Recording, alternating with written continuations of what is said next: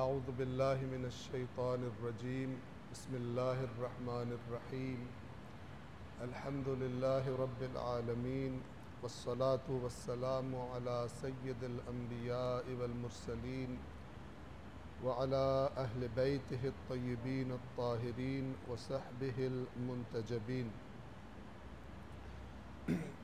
عن جارود ابی المنذر قال سمعت ابا عبداللہ علیہ السلام یقول سید الاعمال ثلاثہ انصاف الناس من نفسك حتى لا ترضى بشيء الا رضيت لهم مثله.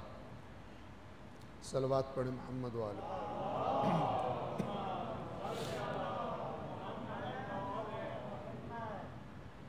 سب سے پہلے خود اپنے آپ کو اور اس کے بعد آپ تمام مؤمنین کو، بندگان خدا کو اللہ تعالیٰ کے تقوی یعنی ہر معاملے میں اللہ کو یاد رکھنے کی اور اللہ تعالیٰ کا لحاظ رکھنے کی تاکید اور نصیحت کرتا ہوں. ائمہ اہل بیت علیہم الصلاۃ والسلام نے تقوی کے معاملے میں یعنی اللہ کو اپنے ہر معاملے میں یاد رکھنے کے بارے میں بہت زیادہ اور کثرت سے تاکید فرمائی.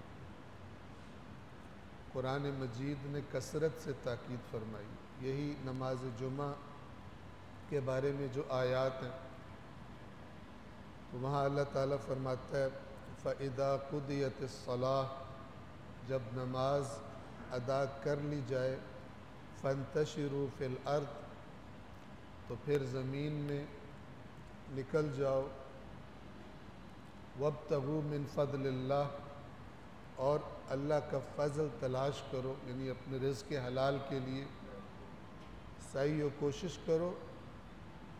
لیکن یہ جو نماز تم نے پڑھی ہے اور اللہ کو یاد کیا ہے یہاں تم گویا تربیت کے لیے آئے تھے.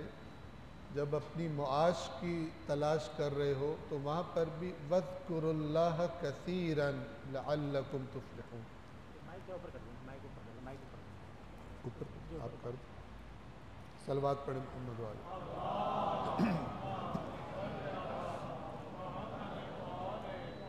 وَابْتَغُوا مِنْ فَضْلِ اللَّهِ وَاذْكُرُوا اللَّهَ كَثِيرًا اللہ کا فضل تلاش کرو اور اللہ کو کثرت سے یاد رکھو لَعَلَّكُمْ تُفْلِحُونَ تاکہ تم فلاح پاؤ. یعنی تربیت یہ ہے کہ یہاں پر اللہ کی یاد کو تازہ کیا جائے اور باہر نکل کر اسے بھولا نہ جائے. تجارت کرتے ہوئے، نوکری کرتے ہوئے، جو بھی ذمہ داری ہے وہ ادا کرتے ہوئے، جس شعبے سے بھی تعلق تب کامیابی ملے گی. تو یہ نظریہ صحیح نظریہ نہیں ہے، خلاف قرآن نظریہ ہے کہ باہر گڑبڑ کرو یہاں پر آنے سے بخشی جاتی ہے. جبکہ اللہ کہہ رہے جو یہاں سیکھا ہے باہر خدا کو اسی طرح یاد رکھو تاکہ فلاح پاؤ. اسی طرح اس کے بارے میں ائمہ اہل بیت کیا فرماتے ہیں تو ایک جو پہلی روایت آپ کے سامنے پڑھنے لگا ہوں آپ انشاءاللہ توجہ فرمائیں گے. یہ کتاب اصول کافی کتاب الایمان والکفر کی روایت ہے. کتاب الایمان والکفر میں ایک باب ایک چیپٹر اس کا عنوان ہے باب الانصاف والعدل. انصاف اور عدل کا باب. انصاف کا لفظ اور عدل کا لفظ معنی کے اعتبار سے قریب ہے ایک دوسرے. ہم دونوں لفظ استعمال کرتے ہیں.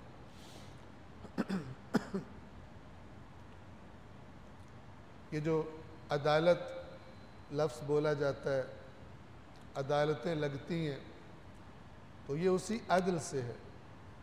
عدالت سے لوگوں کو انصاف کی توقع ہوتی ہے جو اب آہستہ آہستہ اٹھتی جا رہی ہے. باب الانصاف والعدل کی حدیث نمبر 3 ہے. بہت توجہ فرمائیے گا. اس کے راوی ہیں جارود ابی المنذر. یہ کہتے ہیں سمعت ابا عبداللہ علیہ السلام یقول، میں نے سنا کہ امام صادق علیہ السلام فرما رہے تھے، سید الاعمال ثلاثۃ.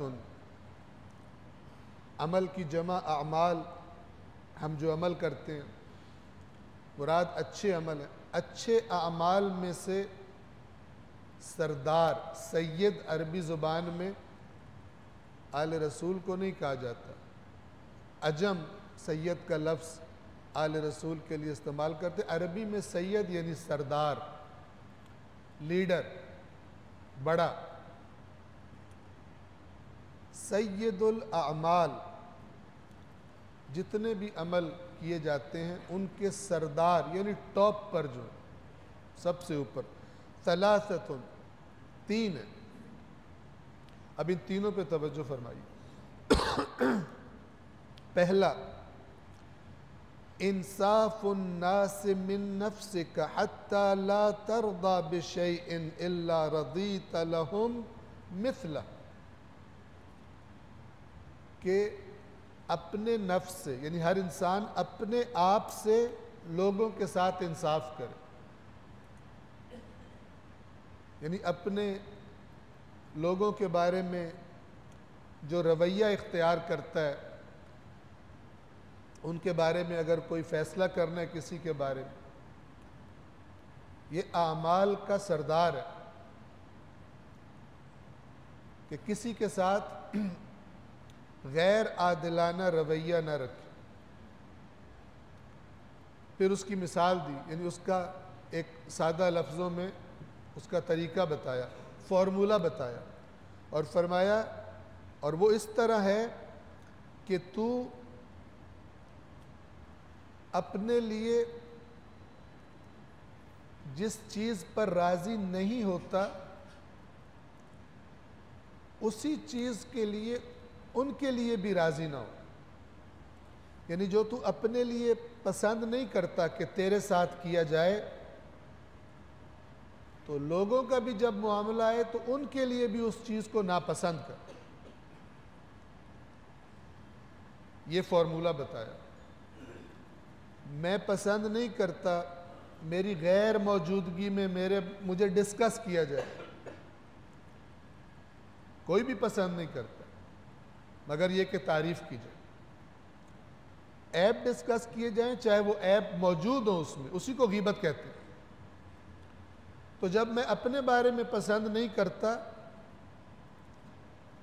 تو دوسروں کے لیے بھی پسند نہ کروں. یہ انصاف ہے لوگوں کے ساتھ. جو چیز میں اپنے لیے پسند نہیں کرتا میں وہ دوسروں کے لیے بھی پسند نہ کروں. جو اپنے لیے پسند کرتا ہوں وہی دوسروں کے لیے پسند کروں. آپ دیکھیں یہ معاشرہ کیسا بن جائے. جو لوگ دوسروں پہ زیادتی کرتے ہیں، پسند کرتے ہیں ان کے ساتھ کوئی زیادتی کرے، نہیں کرتے. لہذا فرمایا یہ سید الاعمال ہے پہلا. دوسرا، وَمُآسَاتُكَ الْأَخَ فِي الْمَالِ، اپنے مال میں اپنے بھائی کو شریک کر، پارٹنر بنا لے. کہاں ہوتا ہے ایسا؟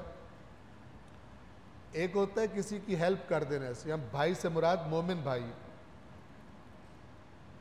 ایک دفعہ کہ کسی کو بری حالت میں دیکھا اس کی ہیلپ کر دی، ایک دفعہ کر دی، دو دفعہ کر دی، کوئی کمٹمنٹ نہیں ہوتی. لیکن یہاں پر کمٹمنٹ ہے کہ تیرے آس پاس کوئی ایسا بندہ ہے جس کے حالات صحیح نہیں ہیں، تو اس کے بارے میں باقاعدہ ایک پلان بنا لے. تجھے اللہ نے زیادہ دیا کہ میں اپنی آمدن میں اس کو اتنے میں شریک کر لوں گا. اس کا مطلب یہ نہیں ہے کہ اس سے کہا جائے تو کاری کچھ نہیں میں کرتا رہوں گا.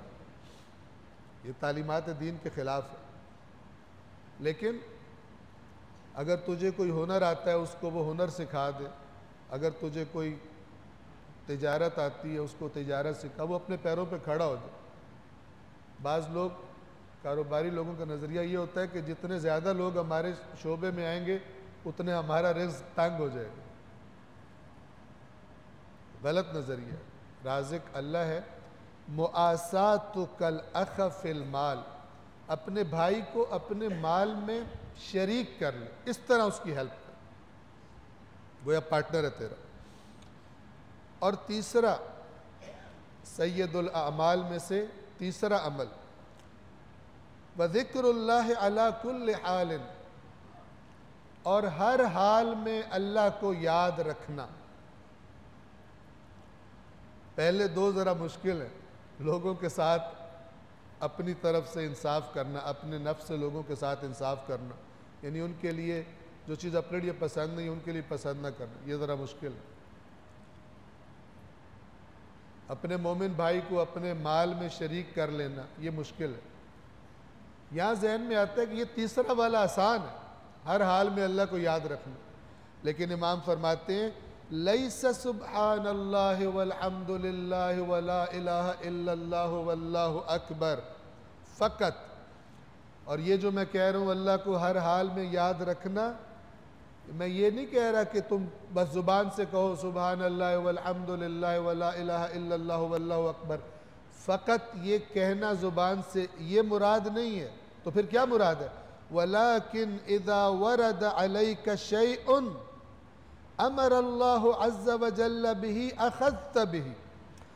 بلکہ مراد یہ اللہ کو یاد رکھنے سے ہر حال میں، تو محفل میں ہے، تنہائی میں ہے، دن میں ہے، رات میں ہے، اپنے جاننے والوں میں ہے، جن کو نہیں جانتا ان میں ہے، جہاں بھی ہے، اللہ کو ہر حال میں یاد رکھنے سے مراد یہ ہے کہ جب تیرے سامنے کوئی ایسی چیز آئے، کوئی کام آئے، کوئی معاملہ آئے جس کو انجام دینے کا اللہ نے حکم دیا ہے تو پھر اسے انجام دے، چاہے تیرا دل نہیں کر رہا.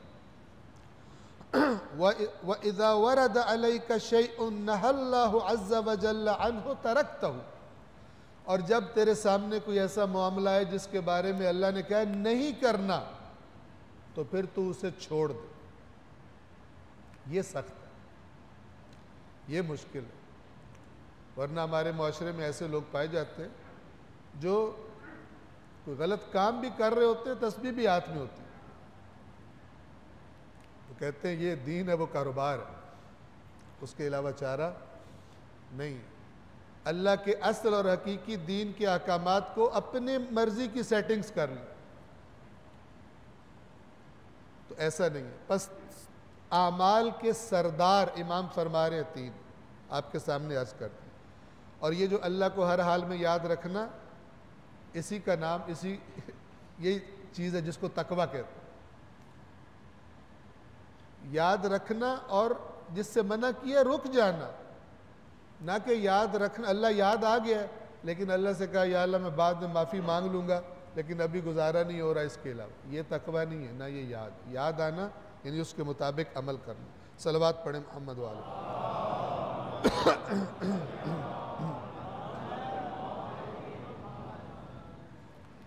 اسی باب الانصاف والعدل کی حدیث نمبر 5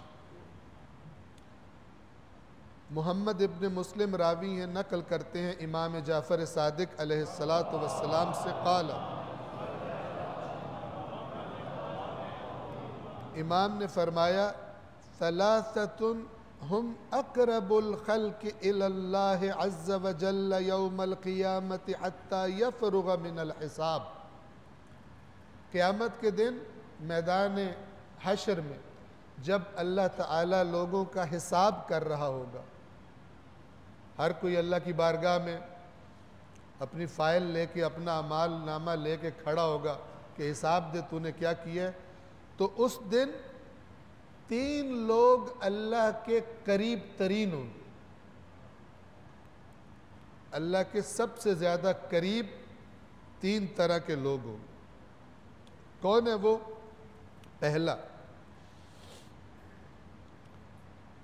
پہلا ہمارے وطن کے حالات سے بھی بہت زیادہ مربوط ہے.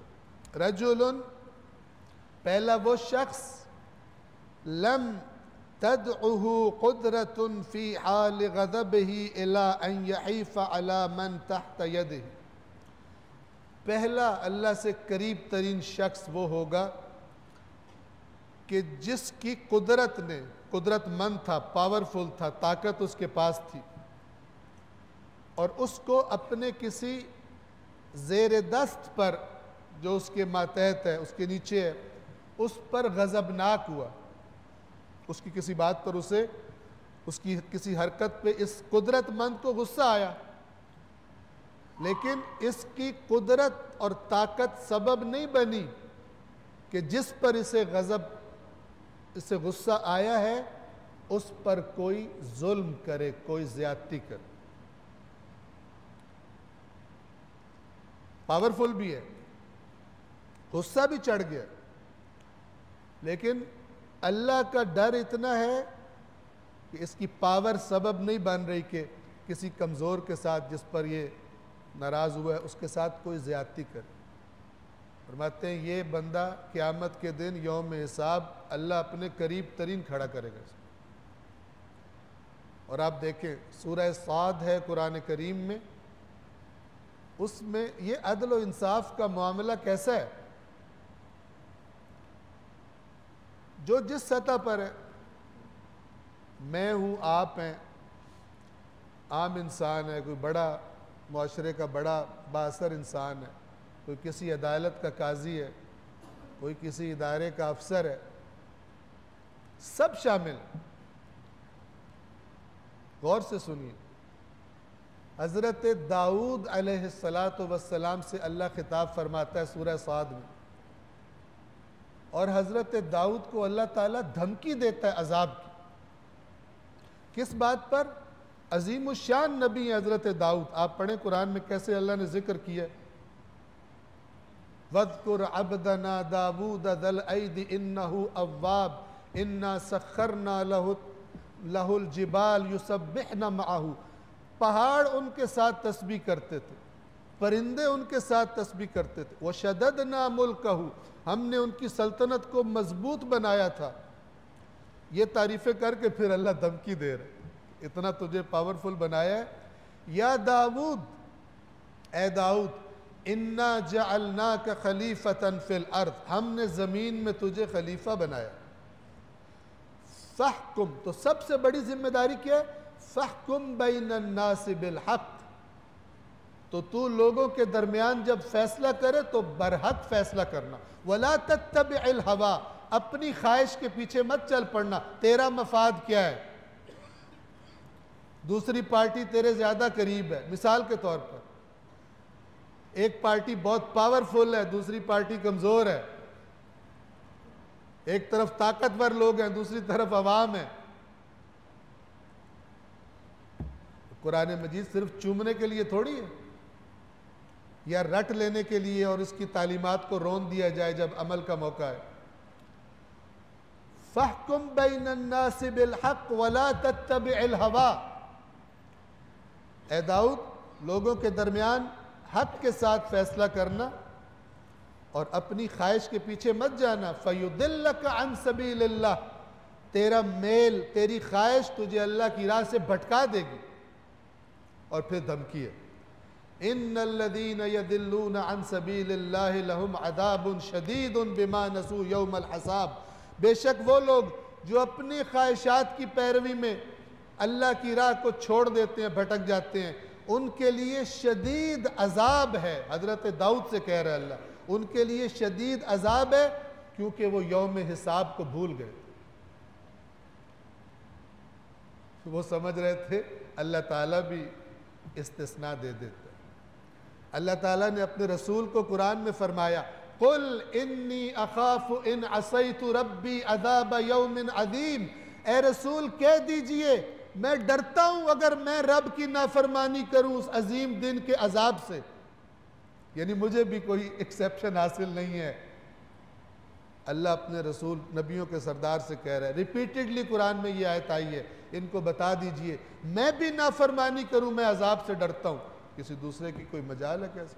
یہ وہ تعلیمات قرآن ہیں جو ہمارے زمانے میں بڑے آرام سے رون دی جاتی ہیں، اور پھر ہم اللہ تعالیٰ سے کہتے ہیں پروردگار ہمارے حالات کو بہتر فرما، ہمیں فلان دے ہمیں، اور میں کہا کرتا ہوں معجزہ یہ ہے کہ پھر بھی سارے جنتی ہیں، ہر مسلک کے ان تعلیمات کی طرف توجہ نہ کرنے والے، لیکن ان کے تقریریں کرنے والوں نے ان کو ڈائریکٹ جنت کا ٹکٹ دے دیا ہوا ہے، ان پر عمل پتہ نہیں کس نے آ کے کرنا ہے۔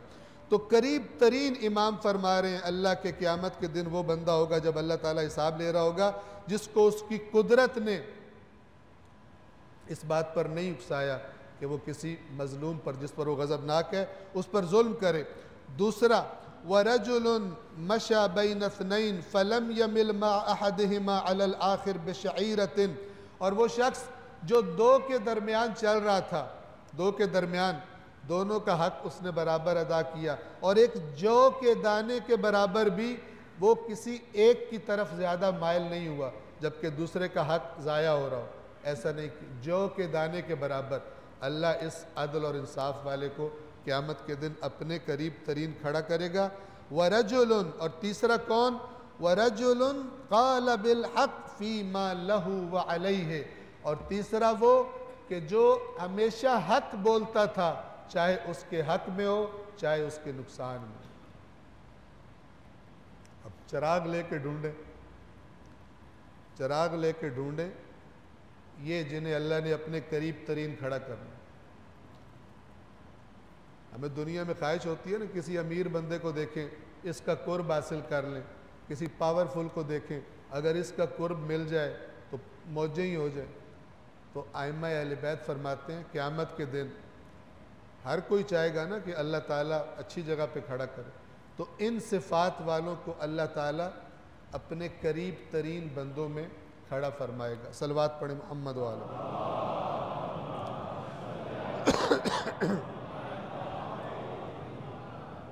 ایک اور حدیث اور پہلے خطبے کو میں تمام کروں گا، یہی باب اصول کافی ہے۔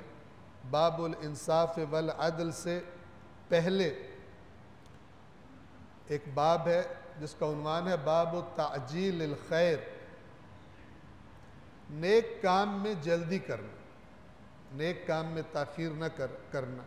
اس میں بتایا گیا ہے کہ بعض اوقات یعنی انسان نیک کام کا ارادہ کرتا ہے میں کروں گا، لیکن کیونکہ ڈیلے کرتا ہے، آج نہیں کروں گا، نیکسٹ ویک کر لوں گا، کل کر لوں گا، تو کل آنے تک شیطان اپنا کام کر جاتا ہے، اس کے سامنے اتنے دلائل لا کے رکھ دیتا ہے، کہتا نہیں کرنا۔ تو جب اللہ توفیق دے اور یہ ارادہ پیدا ہو کہ میں نے کوئی نیک کام کرنا ہے، تو یہ اس باب کی احادیث ان کا موضوع یہ ہے کہ جلدی کرے، تاخیر نہ کرے، بعد میں پتہ نہیں پھر شیطان غالب آ جائے یا ویسے کوئی حادثہ پیش آ جائے، کوئی اور کام پیش آ جائے۔ اس باب کی آخری حدیث ہے، حدیث نمبر 10، اس میں بھی راوی محمد ابن مسلم ہیں، کہتے ہیں سمعت ابا جعفر علیہ السلام، میں نے امام محمد باقر علیہ السلام کو فرماتے سنا،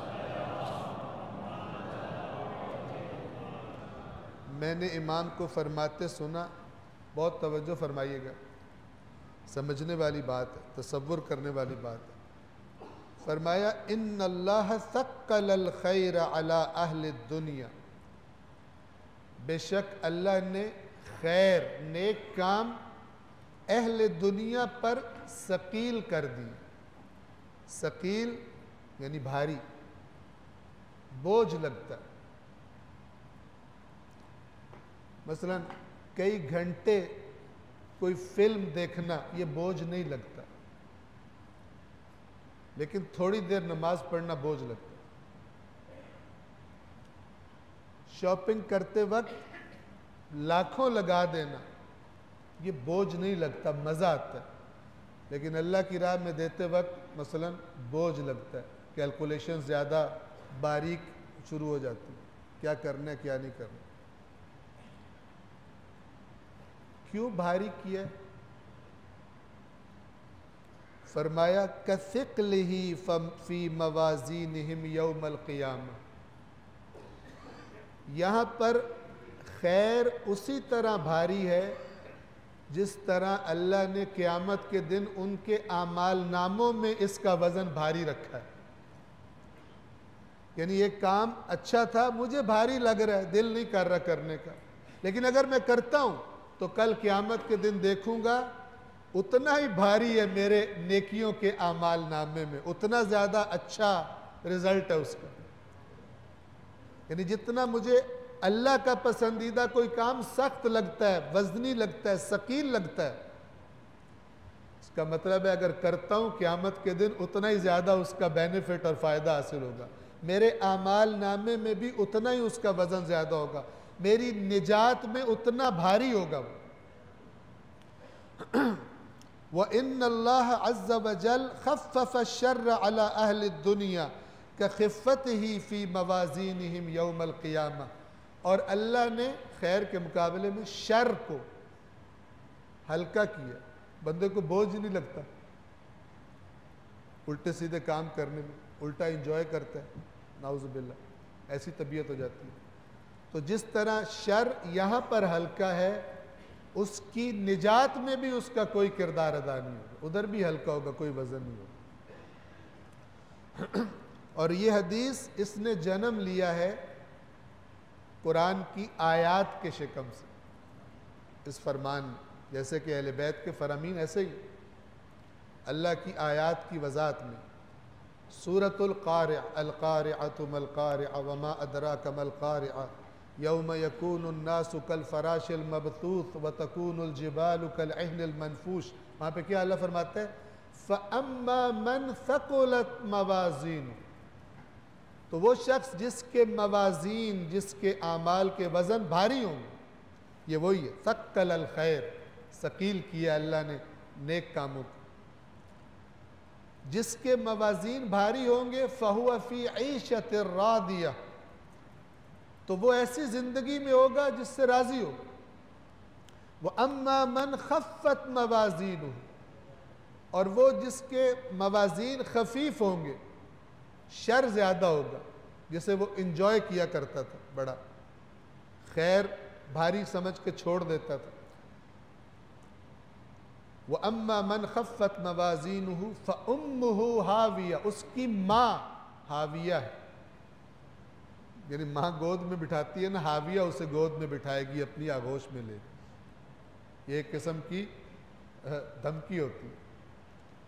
فَأُمُّهُ ہاویہ وَمَا أَدْرَاكَ مَا هِیَ، اور تجھے کس نے بتایا کہ وہ ہاویہ کیا چیز؟ نار حامیہ، بھڑکتی ہوئی آگ ہے. اللہ تبارک و تعالی ان روایات میں جو اعمال بتائے گئے، جو صفات بتائی گئی، ہمیں اپنے اندر پیدا کرنے کی کوشش کرنے کی توفیق عطا فرمائے. بسم اللہ الرحمن الرحیم. والعصر ان الانسان لفی خسر الا الذین آمنوا وعملوا الصالحات وتواصوا بالحق وتواصوا بالصبر.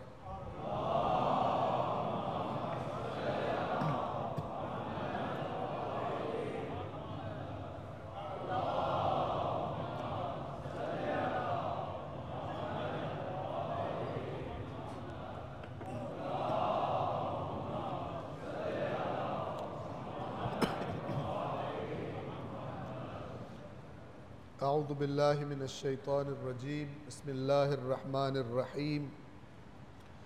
الحمد للہ رب العالمین بارئ الخلائق اجمعین، والصلاة والسلام علی نبیہ وصفیہ وحافظ سرہ ومبلغ رسالاتہ سیدنا و نبینا ابی القاسم محمد.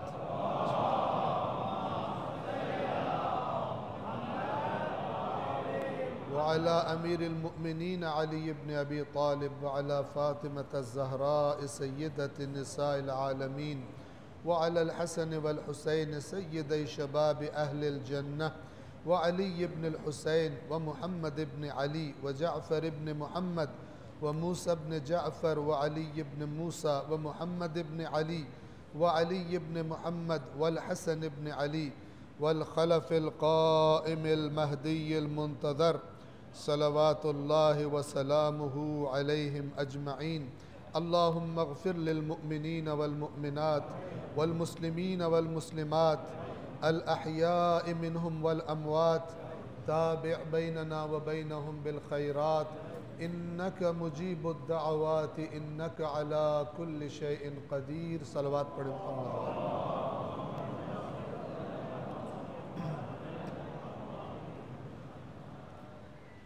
دوسرے خطبے کے آغاز میں تکرار کرتا ہوں اپنے لیے پہلے اور پھر آپ کے لیے، اپنے تمام معاملات میں اللہ تعالیٰ کے تقوی کا لحاظ رکھنے کی، اس کی نافرمانی سے بچنے کی تاکہ اس کے عذاب سے بچا جا سکے. اللہ تعالیٰ نے فرمایا اس جنت کی طرف جانے میں جلدی کرو جو متقین کے لیے تیار کی گئی ہے. اور اللہ تعالیٰ نے قرآن کریم میں فرمایا اللہ اعمال کو صرف متقین سے قبول کرتا ہے. انما یتقبل اللہ من المتقین. اور ہمارے آقا اور مولا اور ہمارے پہلے امام علی علیہ الصلاۃ والسلام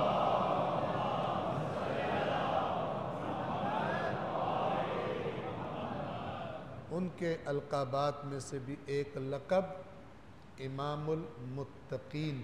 علی صاحبان تقوی کے امام ہیں.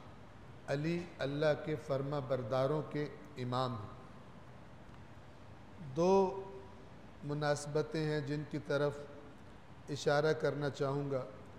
ایک اسی جمادی الاول کے مہینے میں 36 ہجری میں پیش آیا واقعہ انتہائی تلخ اور بہت ہی برے اثرات چھوڑے ہیں تاریخ اسلام پر، امت اسلام پر، اور وہ واقعہ ہے جنگ جمل. جب امام علی علیہ السلام کی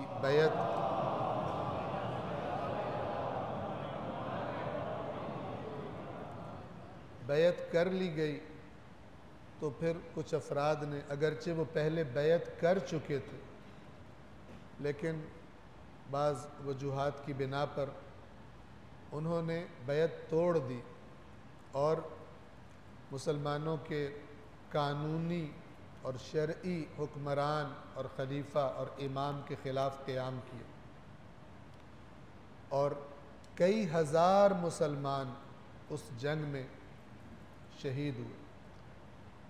لیکن امام علی علیہ السلام نے اس جنگ کے بعد، جبکہ اس وقت جنگوں کا رواج کیا تھا کہ جیتا ہوا لشکر ہارے ہوئے لشکر کے مال کو مال غنیمت کے طور پہ لے لیتا تھا.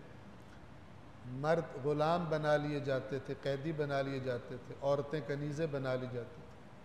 لیکن جب امام علی علیہ السلام سے جنگ کے بعد سوال ہوا مال غنیمت کے بارے میں تو اللہ تعالیٰ کے اس عظیم عبد نے فرمایا نہ کوئی غلام ہے نہ کوئی کنیز ہے، یہ ہمارے بھائی ہیں مسلمان، ہم پہ چڑھ دوڑے تھے اور آج کے بعد پھر ویسے ہی ہمارے بھائی ہیں. اور بڑے بڑے علماء نے، اسلامی علماء نے، اہل سنت کے علماء نے لکھا کہ اللہ تعالیٰ اپنی رحمتیں نازل فرمائے علی ابن ابی طالب پر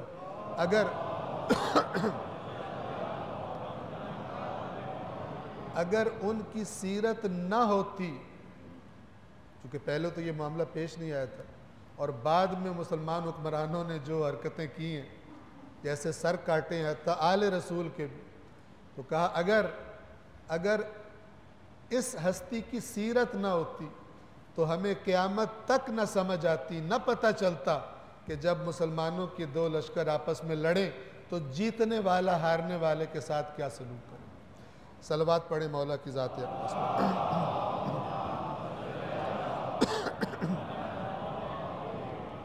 دوسری اہم مناسبت یہ ایام ہے جو جناب زہرا سلام اللہ علیہا سے منسوب ہے.